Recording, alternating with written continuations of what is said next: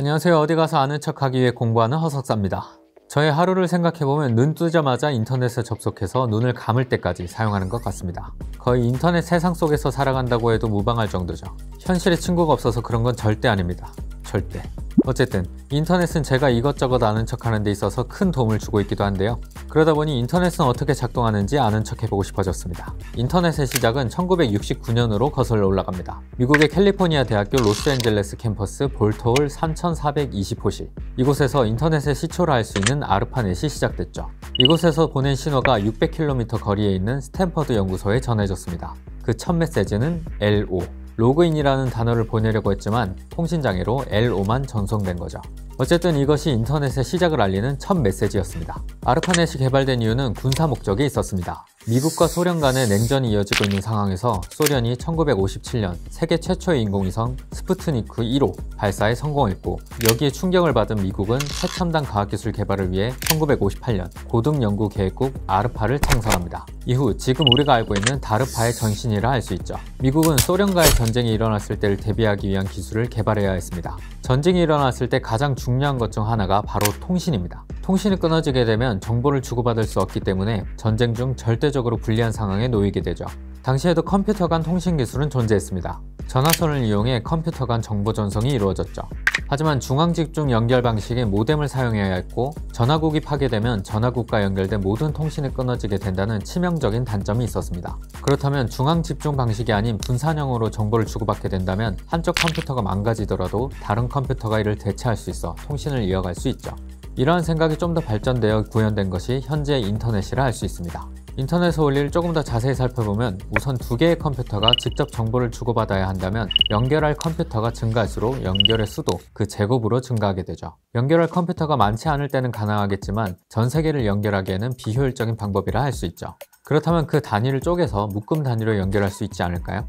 우선 여러 대의 컴퓨터가 하나의 선으로 연결되어 정보를 주고받는 기술을 이더넷이라고 합니다. 같은 지역의 네트워크인 랜을 유선으로 구현하는 기술이죠. 여기에 라우터라는 것을 추가합니다. 이 라우터가 네트워크를 서로 연결하여 컴퓨터 간 직접 연결되어 있지 않아도 정보를 주고받을 수 있죠. 이렇게 하면 필요한 케이블의 개수가 획기적으로 줄어들게 됩니다. 이렇게 라우터를 통해 수많은 네트워크가 연결되고 네트워크 간의 네트워크라는 의미의 인터네트워크, 인터넷이 작동하게 되는 거죠. 이런 라우터 중 몇몇 특수한 라우터를 관리하는 회사를 인터넷 서비스 프로바이더, ISP라고 합니다. 우리나라의 SKT, KT, U+ 같은 회사가 ISP인 것이죠. 이런 ISP가 네트워크 트래픽을 얼마나 효율적으로 관리하는지에 따라 인터넷 사용의 품질이 달라지기도 합니다. 그럼 검색창에 인터넷 원리 영상을 입력해 보겠습니다. 그럼 이 메시지가 ISP를 통해 가장 가까운 라우터로 보내지게 되고 다음 라우터로 전달됩니다. 이 과정이 반복되어 해당 영상이 저장되어 있는 데이터 서버에 데이터 전송 요청을 하게 되는 것이죠. 검색 엔진 작동 방식까지 여기서 설명하면 좋겠지만 그건 다음번에 따로 아는 척 해보도록 하겠습니다. 왜냐하면 아직 공부를 못했기 때문이죠. 우리가 택배를 보낼 때 보내는 사람과 받는 사람의 주소를 정확히 적어야 하듯이 데이터를 주고받는 데 있어서도 메시지가 어디에서 출발했고 어디로 도착해야 하는지를 명확히 해야 정확한 통신이 가능하죠. 이때 필요한 것이 IP입니다. 우리가 사용하는 컴퓨터가 인터넷에 연결되면 각 컴퓨터는 인터넷 프로토콜, IP라는 주소를 할당받게 됩니다. IP는 컴퓨터가 쉽게 인식할 수 있는 4개의 숫자로 구성되어 있습니다. 하지만 이런 숫자를 우리 인간은 기억하기가 어려울 것입니다. 전화번호도 몇 개 기억 못하는데 인터넷 쓰려고 유튜브 IP 주소, 구글 IP 주소, 네이버 IP 주소 이렇게 외우고 다닐 수는 없겠죠. 그래서 유튜브.com, 구글.com, nstr.kr 같은 도메인 이름으로 각각 IP를 지정해서 쓰고 있습니다. 이렇게 도메인과 IP가 매칭되어 있는 곳이 도메인 네임 서버, DNS입니다. 일종의 전화번호부, 주소록이라 생각하시면 되겠습니다. 그럼 인터넷 원리 영상을 클릭하게 되면 해당 영상의 데이터 전송이 시작됩니다. 그런데 이때 데이터는 한 번에 전송되지 않습니다. 잘게 쪼개져 다양한 경로를 통해 전송되죠. 이렇게 여러 조각으로 나뉘어진 데이터 조각을 패킷이라고 합니다. 각각의 패킷에는 요청한 데이터뿐만 아니라 IP 주소, 패킷의 개수 등 다양한 정보가 포함되어 있죠. 이 조각들이 컴퓨터에서 재결합되면 우리는 영상을 볼 수 있게 되는 것입니다. 이런 방식을 패킷 교환이라고 합니다. 현재 가장 많은 사람들이 사용하는 통신 방식이기도 하죠. 스마트폰으로 영상을 볼 수 있다 보니 미국에 있는 영상 정보를 무선으로 전송받은 것 같은 느낌이 들지만 인터넷은 무선 통신보단 유선 통신에 가깝다고 할 수 있습니다. 미국에 있는 서버의 데이터가 광통신 케이블을 타고 산 넘고 바다 건너와 마지막에 공유기 등을 통해 무선 신호로 우리에게 도달한 것이죠. 실제로 태평양 바다에는 어마어마한 길이의 광통신 케이블이 묻혀 있습니다.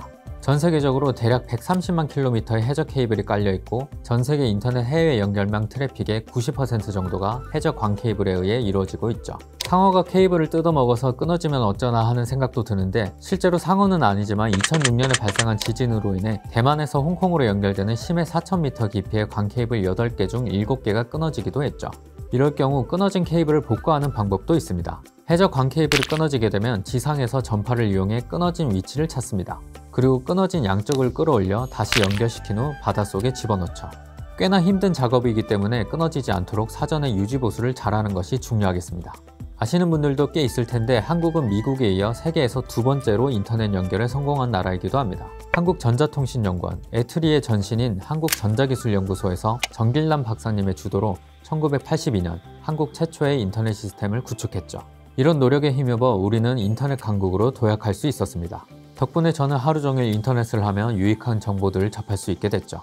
인터넷의 개발에서부터 발전에 힘을 보탠 모든 분들께 감사드리며 이 영상이 인터넷의 원리에 대해 조금 아는 척 하는 데 도움이 되셨다면 구독, 좋아요 눌러주시고 궁금한 과학기술이 있다면 댓글에 달아주세요. 여러분이 언젠가 아는 척 해볼 수 있도록 제가 대신 공부해서 아는 척 해보겠습니다. 과학기술이 세상을 바꿉니다. 언제나 그랬듯이.